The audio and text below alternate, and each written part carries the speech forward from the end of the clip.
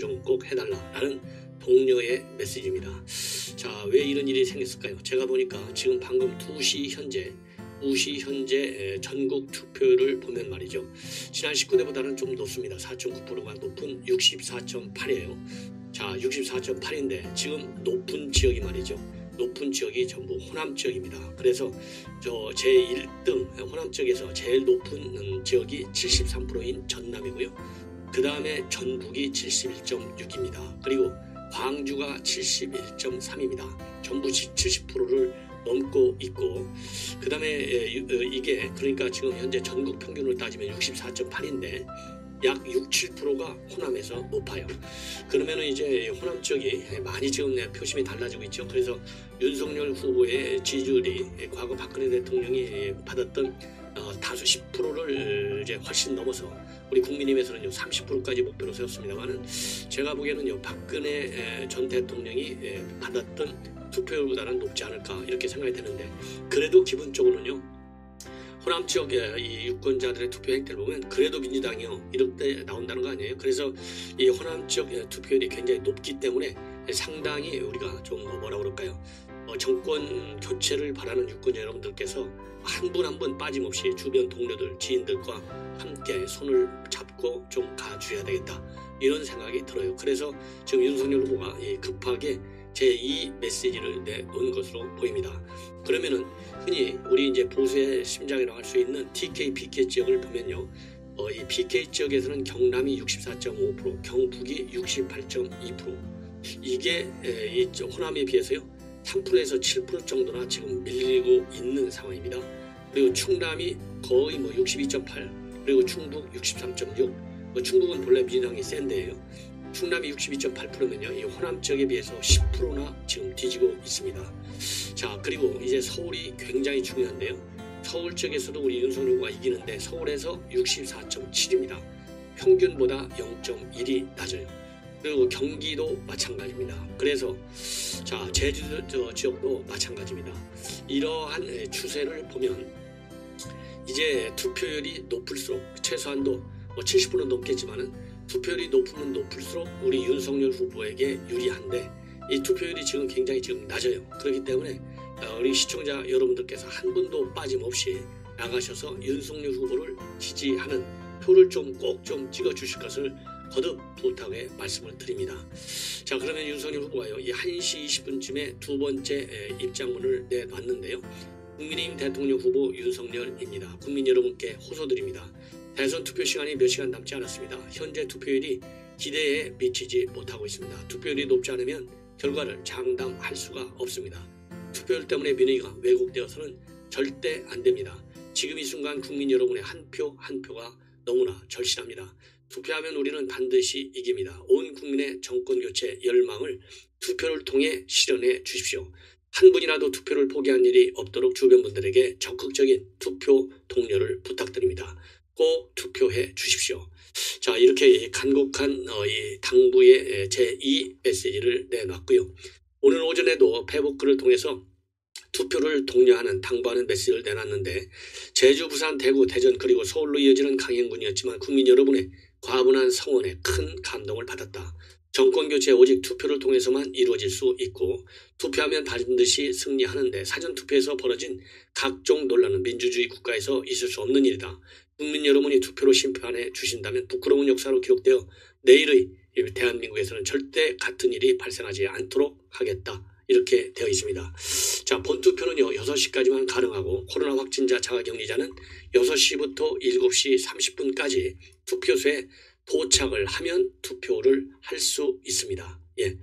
자, 그래서 이 국민의힘 일정을 보면요, 오늘 선거 윤곽이 드러나는 자정을 전후로 해서 윤석열 후보는 국민의힘 선거 상황실이 지금 차려져 있는 데가 국회 도서관이에요.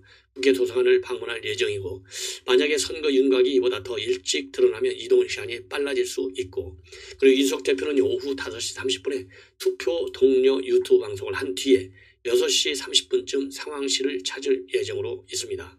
그 윤 후보를 제외한 국민의힘 의원들과 선대본부 관계자들은 모두 선거 상황실에 모여서 7시 반에 발표될 예정인 출구 조사를 함께 볼 예정으로 지금 되어 있습니다.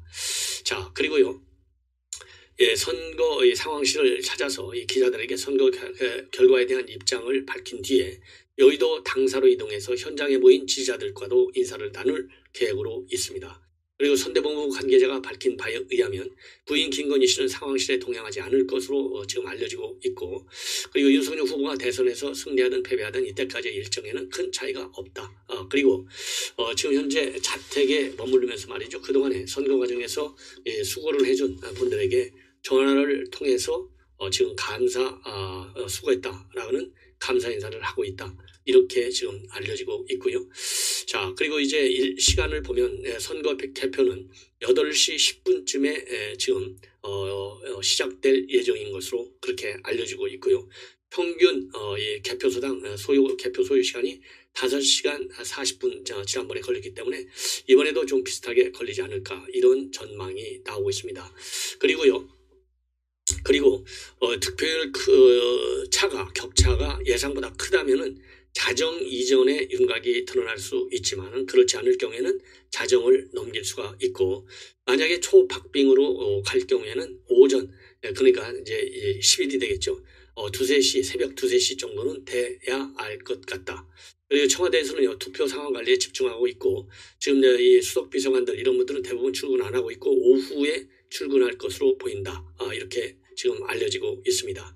그리고 이제 당선증을 수령한 전후 시점을 기준으로 해서 문 대통령의 축하 인사가 이루어질 것으로, 그리고 이제 내일 오전 중에 당선인과 통화하고 오후에 유영민 비서실장이 축하란을 전달하는 수순을 밟을 것으로 예측이 됩니다.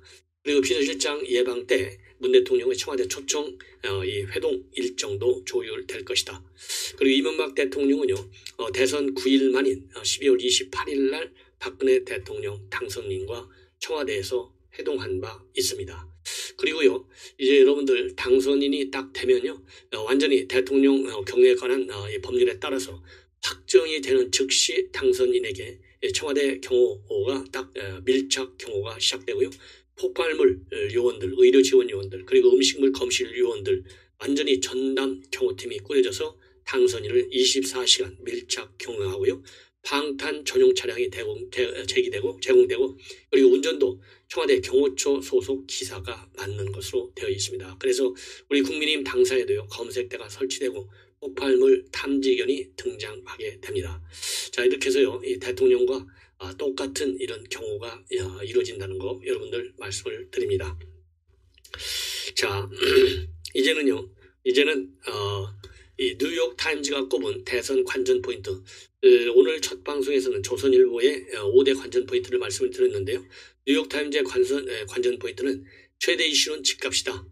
왜냐하면 젊은 사람들이 지금 집을 못 구하기 때문에. 그리고 두 번째는 투표율이다. 그래서 92년도 이후 대통령 선거 투표율은 63%에서 81.8%였는데 이번 대선 투표율이 19대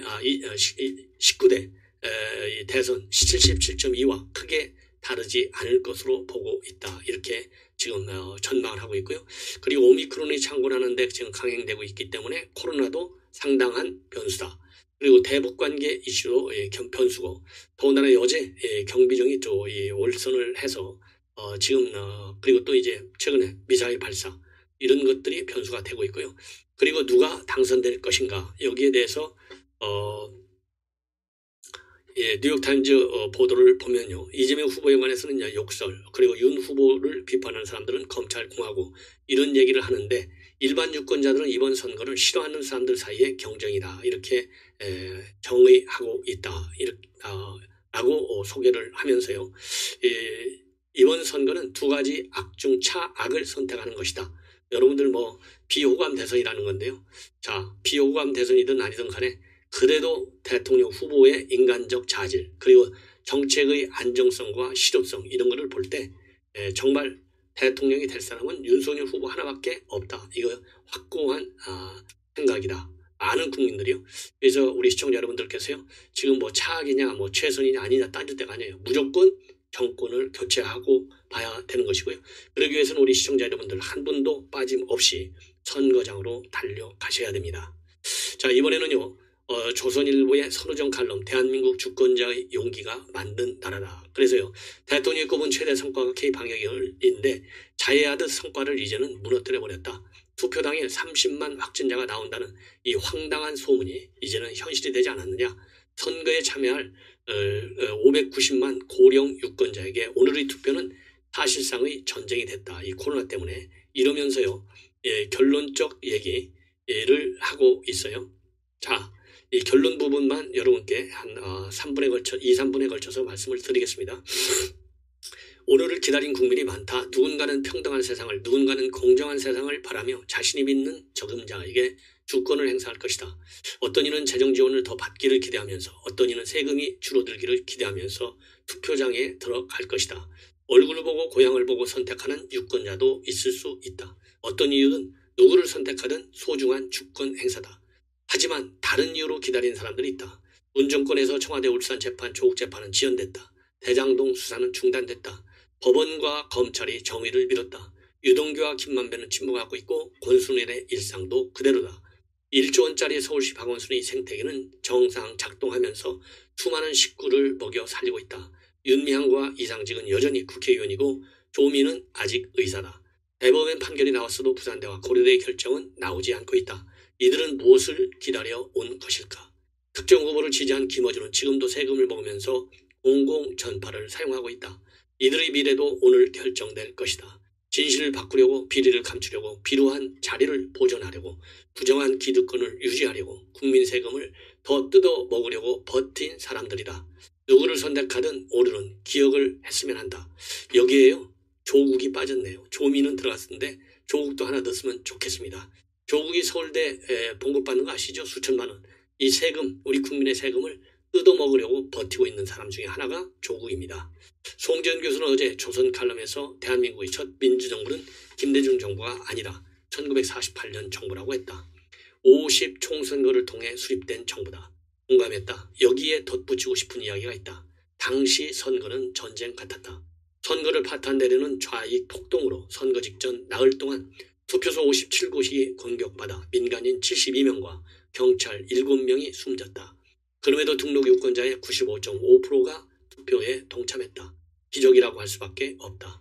대한민국은 주권자의 용기가 만든 나라다. 오늘도 그럴 것이다. 자, 용기를 갖고요. 투표장에 가서 확실하게 기호 2번 윤석열을 꼭 찍어주시기 바랍니다. 대단히 고맙습니다.